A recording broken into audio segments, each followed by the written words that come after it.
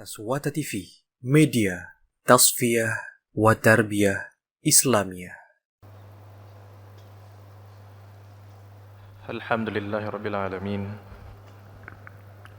Wassalatu wassalamu ala nabiyyina Muhammadin wa ala alihi wa ashabihi ajma'in. Amma ba'd. Alhamdulillah, pada malam yang berbahagia ini kita kembali melanjutkan pelajaran Kitab Tauhid. Setelah mungkin beberapa bulan kita tidak melaksanakan pelajaran ini, pelajaran Kitab Tauhid. Semoga kedepannya kita dapat melanjutkan pelajaran ini tanpa ada kendala yang memutusnya. Para ikhwah, saudara-saudara sekalian, semoga kita senantiasa dirahmati Allah Subhanahu wa taala. Pengajian atau pelajaran Kitab Tauhid ini sebenarnya kita sudah selesai beberapa waktu yang lalu, beberapa bulan yang lalu sudah tamat. Cuman memang ada permintaan untuk mengulangnya kembali. Maka di sini saya berpikir untuk selain membahas Kitab Tauhid, juga sekalian membaca penjelasan atau istilahnya hasyiyah yang ditulis oleh Syekh Abdurrahman Ibnu Qasim, yang ma'ruf dengan Ibnu Qasim, yang mana penjelasan beliau tentang Kitab Tauhid ini termasuk penjelasan yang terbaik, yang paling bagus, banyak dipuji oleh para ulama. Isinya lumayan lengkap, bahkan sangat lengkap, dan dengan susunan yang mudah. Kenapa kok enggak Fathul Majid aja gitu kan? Kenapa enggak Fathul Majid? Fathul Majid masyhur memang sebagai syarah penjelasan dari Kitab Tauhid, cuman agak lebih sulit, khususnya kalau harus dijelaskan dengan bahasa Indonesia. Ada beberapa istilah bahasa, istilah ilmu hadis dan seterusnya yang saya sulit untuk menerjemahkannya, bingung ini terjemahannya apa istilah ini gitu kan, karena dia istilah ilmu gitu. Sulit kita terjemahkan secara bahasa gitu. Adapun penulis Kitab Tauhid ma'ruf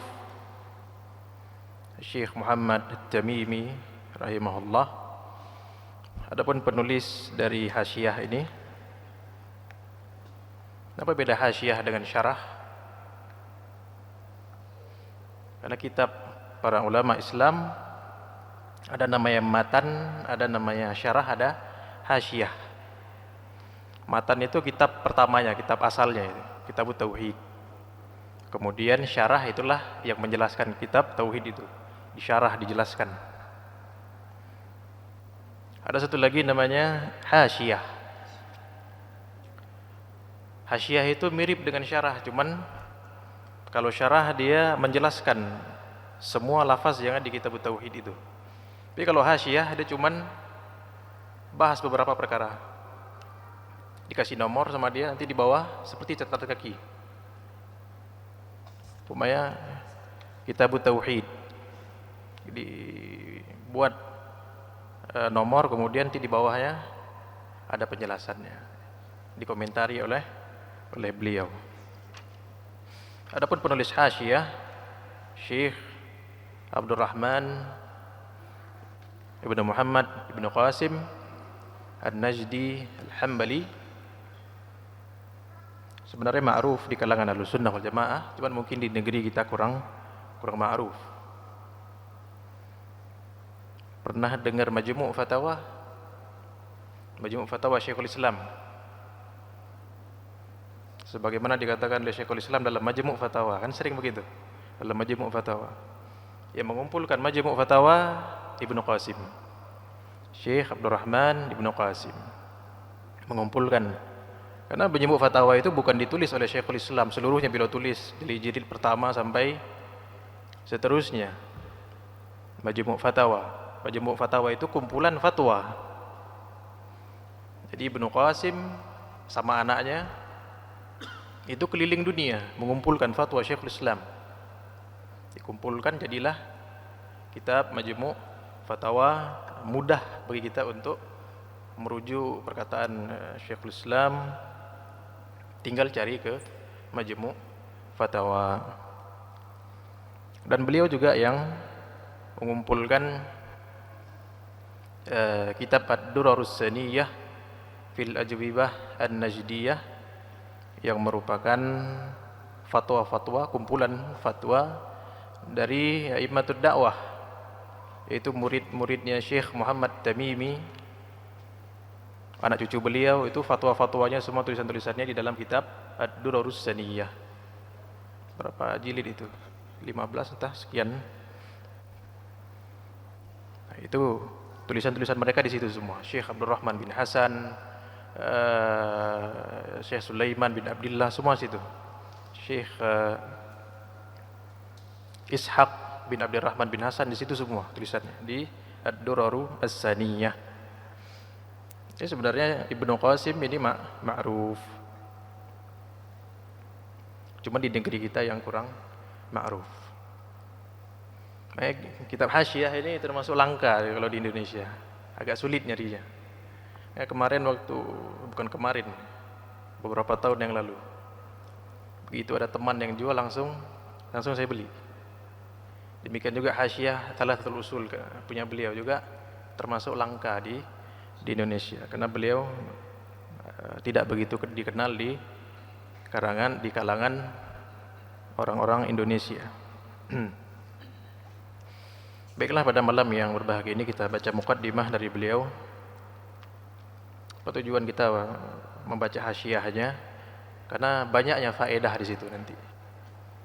Maksudnya kalau kita bahas kitab tauhid lagi, seakan-akan ada kesan itu-itu aja kan gitu. Itu-itu aja gitu. Jadi ini agar ada faedah yang baru, walaupun kita nggak baca semua. Tapi kita usahakan baca begitu. Cuman nanti ada beberapa bagian yang umpamanya terkait dengan pembahasan bahasa yang sulit untuk kita jelaskan dengan bahasa Indonesia, karena ada istilah-istilah kebahasaan itu mungkin saya langkahi atau saya jelaskan secara global saja. Beliau rahimahullah Ibnu Qasim mengatakan, Bismillahirrahmanirrahim, Alhamdulillahirabbil alamin, qayyumis samawati wal aradin. Segala puji bagi Allah Rabbul Alamin, qayyumis samawati wal aradin. Al-Qayyum itu salah satu dari nama Allah Subhanahu wa ta'ala. Di mana itu? Di ayat apa kira-kira? Di ayat Kursi.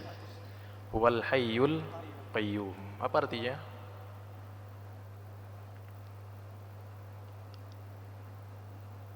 Al-Qayyum. Al-Qayyum yang berdiri sendiri, tidak butuh kepada siapapun, tidak butuh kepada apapun dan siapapun.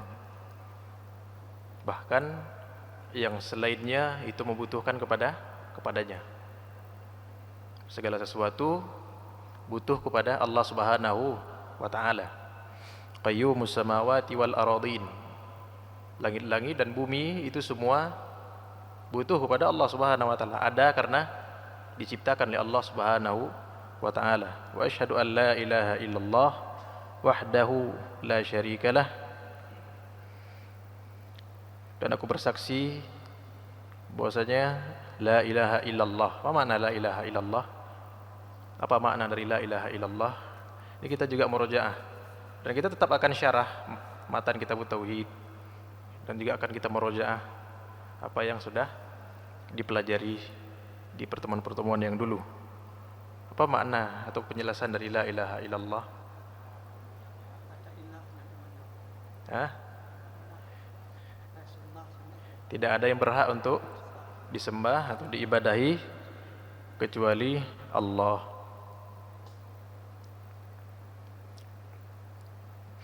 Ilahul awwalin wal akhirin. Ilah, apa makna ilah? Apa itu ilah? Yang disembah. Ilah itu artinya yang disembah. Ma'bud, yang disembah. Makanya la ilaha illallah artinya la ma'budah bihaqqin illallah. Tidak ada yang disembah dengan hak selain Allah. Selain Allah disembah tapi dengan batil. Dia tidak berhak untuk disembah, tidak berhak untuk diibadahi.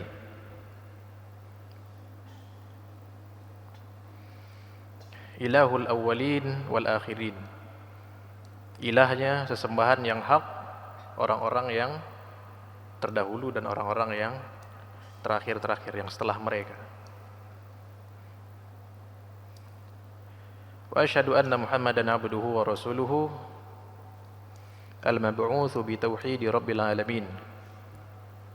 Dan aku bersaksi bahwasanya Nabi Muhammad adalah hambanya dan rasulnya. 6. Hambanya dan rasulnya ini merupakan rukun dari syahadat Muhammadun Rasulullah.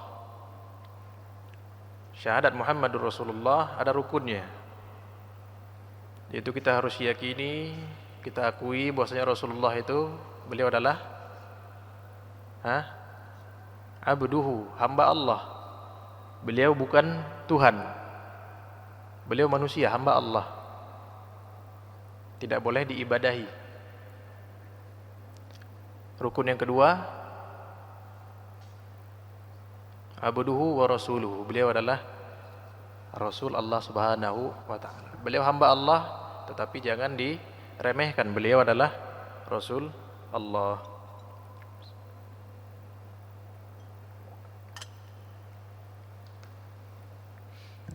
Demikian juga beliau Rasul Allah, tapi jangan diibadahi, karena beliau adalah hamba Allah.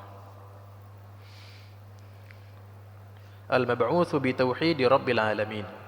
Yang diutus dengan ketauhidan terhadap Rabbul Alamin.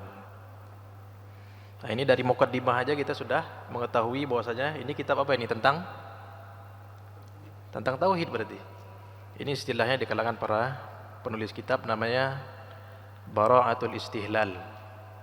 Bara'atul Istihlal itu di muqaddimah dia muat sesuatu perkataan yang menunjukkan kitab dia itu kitab apa.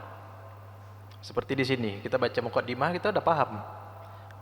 Wa asyhadu anna Muhammadan abduhu wa rasuluhul mab'utsu bi tauhidi rabbil alamin. Ini kayaknya kitab tauhid ini.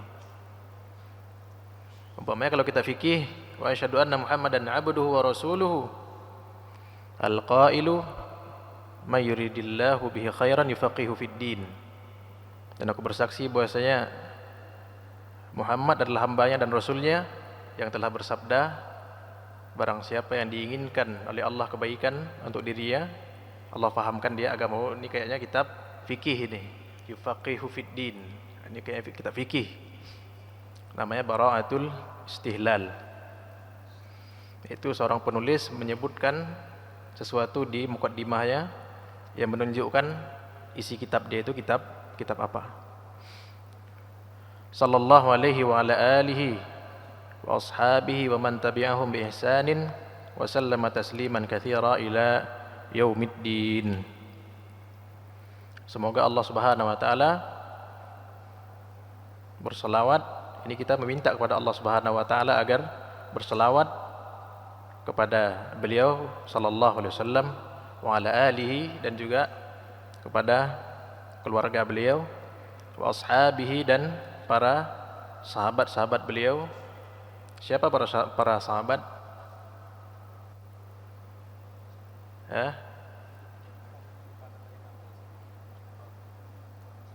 Ya, barang siapa yang berjumpa dengan Rasulullah sallallahu alaihi wasallam, terus dalam keadaan beriman kepada beliau dan meninggal dalam keadaan tersebut. Man laqiyan Nabi sallallahu alaihi wasallam mu'minan bihi wa mata ala dzalik. Barang siapa yang berjumpa dengan Nabi sallallahu alaihi wasallam dalam keadaan beriman kepada beliau dan meninggal dalam keadaan beriman, itu namanya sahabi. Jamaknya sahabah atau ashab. Wa man tabi'ahum bi ihsanin wa sallama taslima katsira ila yaumiddin. Dan setiap orang yang mengikuti mereka dengan baik, dan semoga Allah Subhanahu wa taala mencurahkan keselamatan kepada mereka semua dengan keselamatan yang banyak ila yaumiddin, sampai hari kiamat. Amma ba'd, fa inna kitab tauhid alladhi allafahu Syekhul Islam, kata Ibnu Qasim di sini,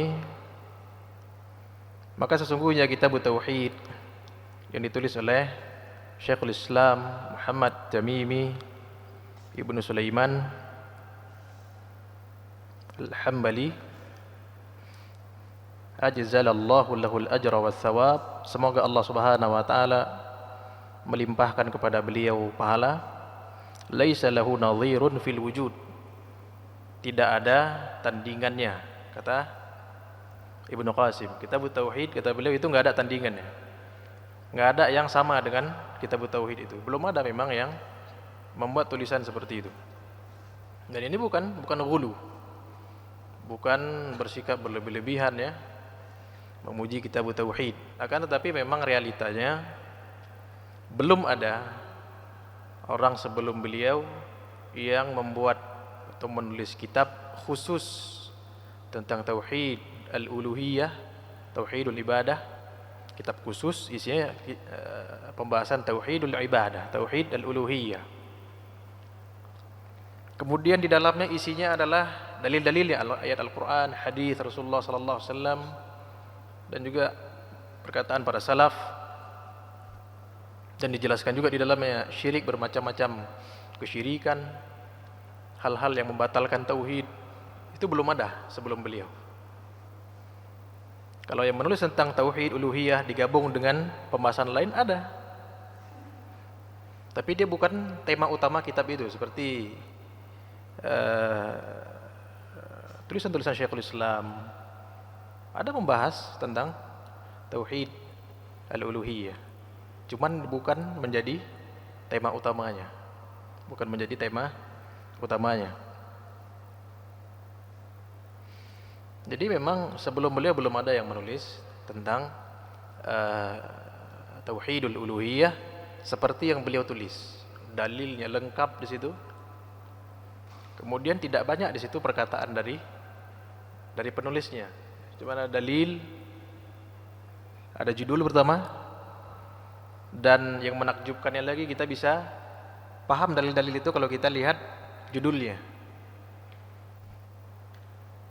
Jadi dari judulnya itu kita bisa tahu maksud penulis membawakan ayat ini, membawakan hadis ini gitu. Apa yang harus kita ambil kesimpulan dari ayat dan hadis itu. Yang dikatakan oleh guru kami Syekh Muhammad bin Ali Ad-Dali, cara penulisan kitab tauhid ini mirip dengan penulisan Sahih Al-Bukhari. Mirip dengan penulisan Sahih Al-Bukhari. Sahih Al-Bukhari, Al-Imam Al-Bukhari memuat hadis dan beliau memuat judulnya. Dari judul itu kita paham hadis itu apa isinya yang harus kita pahami dari hadis itu. Oke, para ulama mengatakan fiqhul Bukhari fi tarajimih, fikihnya Imam Bukhari. Jadi jangan kita kira Imam Bukhari tidak memiliki kitab fikih. Bahkan beliau mengusahakan kitab Sahih Bukharinya itu jadi kitab fikih. Makanya ada hadis berulang-ulang. Kenapa kok ada hadis Sahih Bukhari berulang-ulang kan gitu? Tahu apa diulang-ulang? Karena beliau ingin membuat susunan fikih di dalam sahihnya. Jadi beliau sebutkan lagi hadis yang walaupun sudah disebutkan sebelumnya, karena memang perlu disebutkan. Jadi Sahih Bukhari itu mirip dengan kitab fikih. Fikihnya di mana? Di judulnya. Di judulnya kita akan paham hukum ini. Berarti hadis di bawah itu adalah dalilnya. Nah, jadi memang tidak salah dikatakan di sini bahwasanya kitab tauhid yang nama lengkapnya kitab tauhid alladzi huwa haqqullah 'alal 'abid, kitab tauhid yang merupakan hak Allah azza wa jalla atas para hambanya, laisa lahu nadhirun fil wujud. Memang tidak ada yang menandinginya, belum ada yang sebelumnya membuat seperti itu. Qad waddaha fihi tauhid alladzi aujabahu Allahu 'ala 'ibadihi wa khalaqahum li ajlihi. Beliau telah menjelaskan di dalam kitab tauhid itu tauhid yang Allah Subhanahu wa taala wajibkan atas para hambanya, dan Allah Subhanahu wa taala menciptakan mereka karena tauhid itu. Tauhid apa? Tauhid apa yang Allah Subhanahu wa taala menciptakan kita untuk mewujudkan tauhid itu? Tauhidul ibadah, tauhid uluhiyah. Sama, mau tauhid ibadah sama maknanya, yaitu mentauhidkan Allah Subhanahu wa taala dalam ibadah, tidak beribadah kecuali kepada Allah. Apa dalilnya? Wa ma khalaqtul jinna wal insa illa liya'budun. Dan tidaklah kuciptakan jin dan manusia kecuali untuk beribadah kepadaku satu-satunya. Kata Ibnu Abbas, kullu mawdhi'in fil Qur'an u'budullah fa ma'na wahidullah. Di dalam Al-Qur'anul Karim di setiap tempat disebutkan u'budullah, beribadahlah kepada Allah, maknanya adalah tauhidkanlah Allah. Karena ibadah tidak sah kecuali dengan tauhid. Nah, di sini Ibnu Qasim menjelaskan keistimewaan kitab tauhid ini. Karena memang ketika seseorang menulis syarah atau hasyiyah, penjelasan terhadap suatu kitab, tentu dia pilih yang terbaik, kan gitu. Untuk dia syarah, untuk dia hatta orang yang mau membuka pelajaran kajian, tentu dia pilih kitab yang terbaik, yang banyak dipuji oleh para ulama. Karena di sini beliau sebutkan keistimewaan dari kitab tauhid ini. Wali ajlihi arsala rusulahu wa anzala kutubahu. Dan karena tauhid itu Allah Subhanahu wa taala mengutus para rasulnya dan menurunkan kitab-kitabnya. Jadi karena tauhidul uluhiyah ini Allah Subhanahu wa taala utus para rasulnya. Apa dalilnya? Apa dalilnya? Yang teringat, gimana kira-kira makna arti dari ayat itu? Ada yang ingat?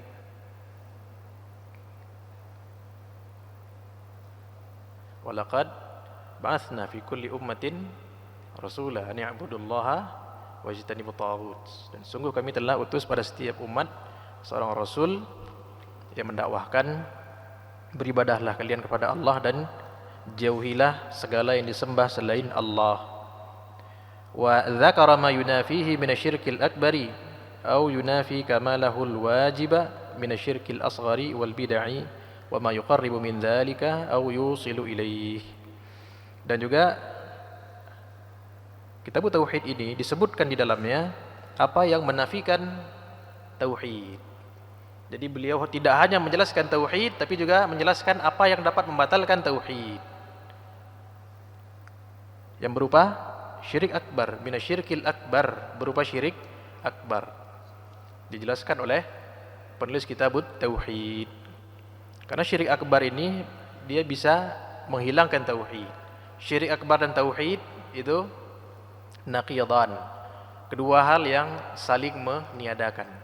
Kalau ada tauhid maka hilang syirik akbar, jika ada syirik ini hilang tauhid.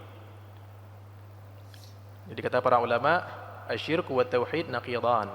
Syirik dan tauhid itu Dua hal yang saling menafikan satu dengan yang lainnya. Saling, apa istilahnya? Menghilangkan satu dengan yang lainnya. La yajtami'an. Tidak akan keduanya itu bersatu. Enggak mungkin ada pada seseorang syirik akbar, beribadah kepada selain Allah, dan juga Islam ada pada seseorang. Enggak ada. La yajtami'an wa la yartafi'an. Keduanya itu tidak akan bersatu ada pada seseorang, dan juga tidak akan terangkat kedua-duanya. Ada orang yang bukan muwahhid, bukan orang yang bertauhid, musyrik. Enggak ada. Orang imma muwahhid bertauhid, imma musyrik. Ini dijelaskan oleh para ulama. Jadi perlu menjelaskan tentang syirik akbar ini, karena dia menafikan at-tauhid. Dia merupakan seperti kita sebutkan tadi, syirik akbar dan tauhid naqidan, dua hal yang saling meniadakan satu dengan yang lainnya. La yajtami'an, ini bukan hadis ya, perkataan para ulama. Jangan ditulis hadis nanti. La yajtami'an, kalau nggak salah Syekh Abdul Rahman bin Hasan, kalau nggak salah perkataan beliau.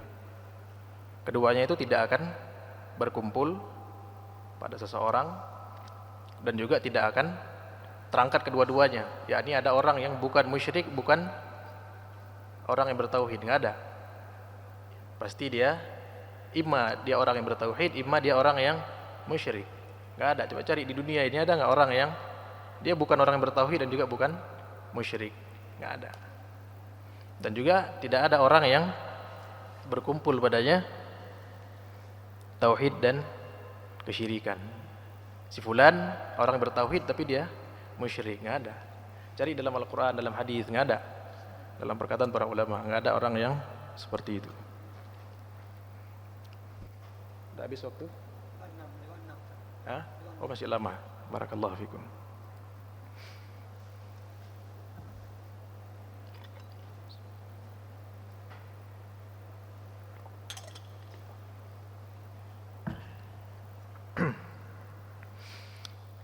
Jadi dalam kitab Tauhid, apa yang disebutkan di situ?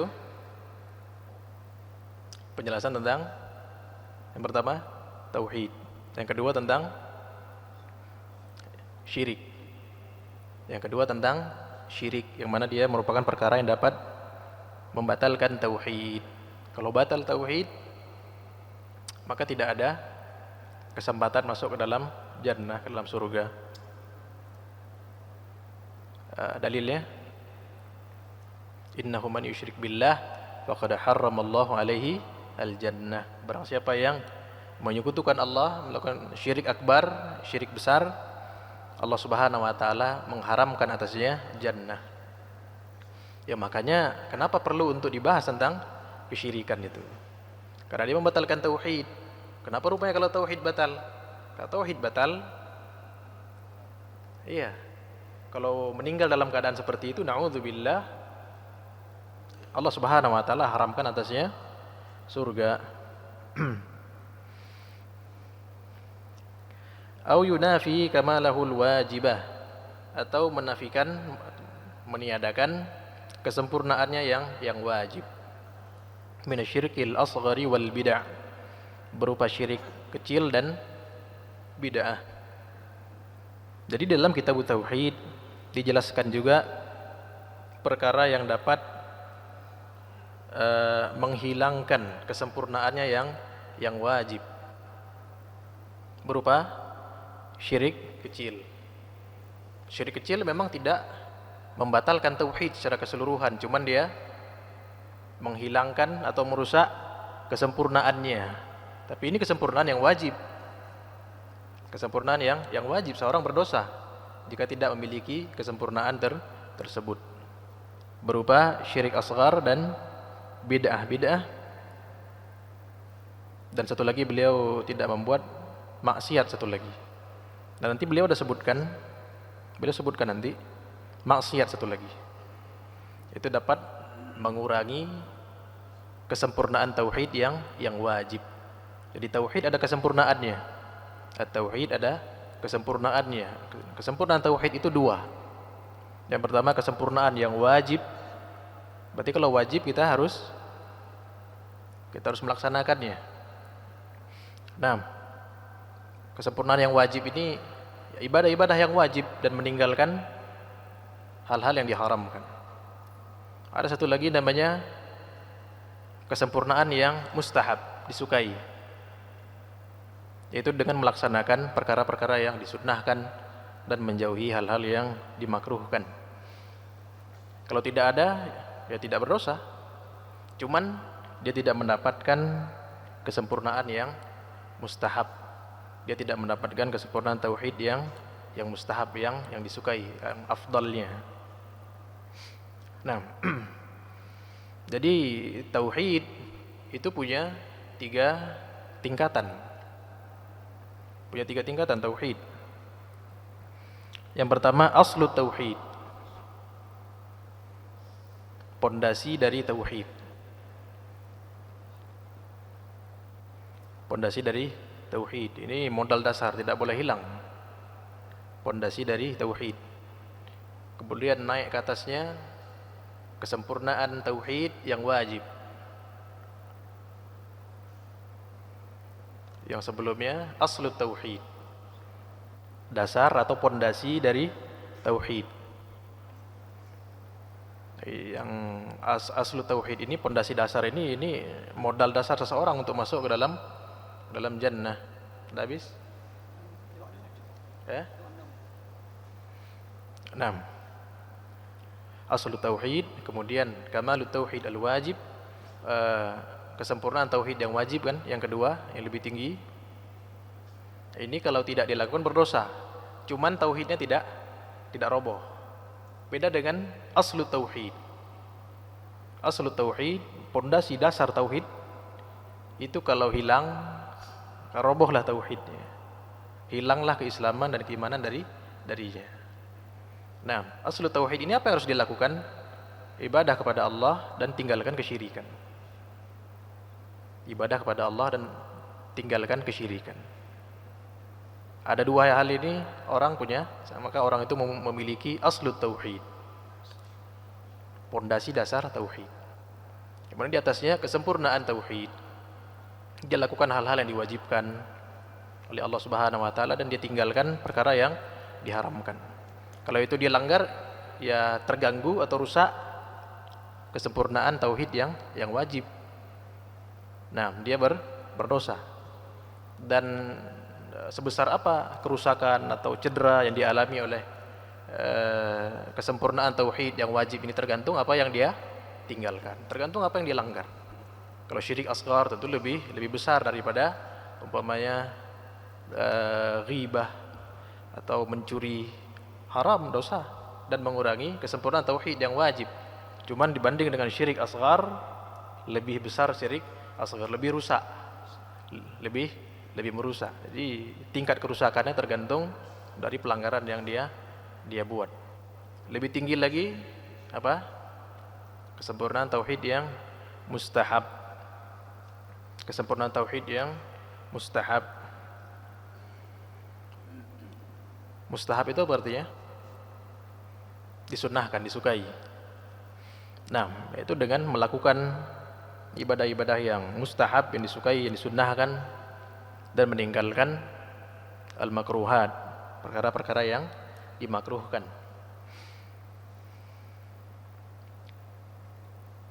Wa ma yuqarribu min dzalika au yusilu ilaih. Dan disebutkan juga di dalam kitab tauhid apa-apa yang dapat menjatuhkan atau menyeret seseorang kepada kesyirikan, sarana-sarananya. Seperti kan ada dibahas dalam kitab tauhid tentang al-ghulu, berlebihan dalam memuliakan seseorang, ada kan dibahas di situ. Nah, memuliakan seseorang, berlebihan dalam memuliakan orang saleh, memuliakan Rasulullah sallallahu alaihi wasallam. Dia bukan syirik asghar memang, cuman dia dapat menyeret seseorang ke dalam kesyirikan. Nah, jadi dalam kitab tauhid dijelaskan tentang tauhid, apa itu tauhid. Nah, tafsir kalimat tauhid, penjelasan la ilaha illallah. Yang kedua dijelaskan apa? Perkara yang menafikan tauhid, yang menghilangkan tauhid, yaitu syirik akbar. Beribadah kepada selain Allah ini menumbangkan aslu tauhid, menumbangkan pondasi dasar tauhid, beribadah kepada selain Allah. Nauzubillah. Yang ketiga, dijelaskan di situ apa-apa yang dapat menghilangkan atau mengurangi kesempurnaan tauhid yang wajib. Nah, yang keempat beliau sebutkan perkara-perkara yang dapat menyeret ya, dia menjadi sarana wasilah kepada kesyirikan. Seperti beliau ada membahas tentang ghulu, sikap ghulu, berlebihan dalam memuliakan Rasulullah sallallahu alaihi wasallam. Fasara badi'an fi ma'nahu lam yusbaq ilaih. Maka jadilah kitab tauhid itu kitab yang badi', bagus sekali, belum ada yang seperti itu sebelumnya. Alaman lil muwahhidin. Dia itu menjadi semacam bendera, tanda bagi orang-orang yang bertauhid. Memang kita lihat seperti itu, Ahlus Sunnah, orang-orang yang bertauhid. Nah, akrab dengan kitab tauhid. Para ulamanya, para ahli ilmunya, para dai-nya, para asatidahnya mengajarkan kitab tauhid. Nah, ini bukan kita mau berlebih-lebihan ghulu tentang kitab tauhid ini, bukan karena zat kitabnya itu, akan tetapi karena isinya. Isi dari kitab tauhid tersebut. Yang enggak mesti kitab tauhid. Karangan Syekh Muhammad Tamimi. Umpamanya ada orang lain menulis tentang tauhid. Umpamanya ada orang lain yang membahas tentang tauhid, kemudian ya, isinya benar tauhid yang dibawa oleh para rasul, kemudian ada orang yang menjelekkan kitab itu pasti kita, ini orang ini akidahnya nggak beres. Kenapa? Dia menjelekkan kitab itu bukan karena zat dari kitab itu, akan tetapi karena isinya. Demikian juga kitab tauhid ini. Kenapa dia menjadi alam, tanda atau bendera, simbol bagi orang-orang yang bertauhid, dan orang yang memusuhinya, yang menjelekkan kitab itu, kitab apa itu, kitab takfiri, kitab ini, kitab itu. Itu tanda orang itu punya masalah dalam akidah, bukan karena zat kitab tauhidnya, bukan karena zat penulisnya, tapi karena isinya. Karena isinya merupakan tauhid, at-tauhidul khalis, tauhid yang murni. Wa hujjatan 'alal mulhidin, dan sebagai hujjah atas orang-orang yang menyimpang. Wa ishtahara ay yashtihar, dan terkenal dengan sedemikian terkenal, diterjemahkan ke dalam berbagai bahasa di dunia. Ada dalam bahasa Indonesia, ada PDF-nya kan di beberapa ikhwah. Kalau ada yang perlu PDF-nya terjemahan bahasa Indonesia, sama siapa? Sama siapa ada? Sama Mulki ada? Minta sama Mulki PDF-nya. Dalam bahasa Inggris ada, dalam bahasa Urdu ada, Persia ada. Terjemahkan ke dalam berbagai bahasa di dunia. Dan banyak orang mengambil manfaat darinya. Di setiap ma'had, di setiap pesantren Ahlus Sunnah wal Jamaah diajarkan kitab At-Tauhid, dihafalkan kepada anak-anak di marakiz, di markiz-markiz itu diajarkan kitab At-Tauhid, di masjid-masjidnya Ahlus Sunnah diajarkan kitab At-Tauhid. Nah, jadi memang sangat terkenal. Wa akafa alaihi talabah, dan para tulabul ilmi, akafa itu ada kaitannya dengan makna itikaf. Ini senantiasa mempelajarinya, menghafalnya. Sedangkan para ulamanya mensyarahnya, para guru-guru mengajarkannya, mensyarah. Banyak sekali syarah dari sejak penulis sampai sekarang, ya kalau bukan ribuan, ratusan. Nah, barakallahu fikum, sudah habis waktunya. Kita cukupkan sampai di sini. Semoga apa yang disampaikan dapat bermanfaat. Sallallahu alaihi Muhammadin wa ala alihi wa sahbihi wasallam. Alhamdulillahirabbil alamin.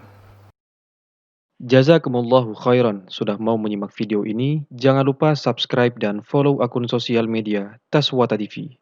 Barakallahu fikum.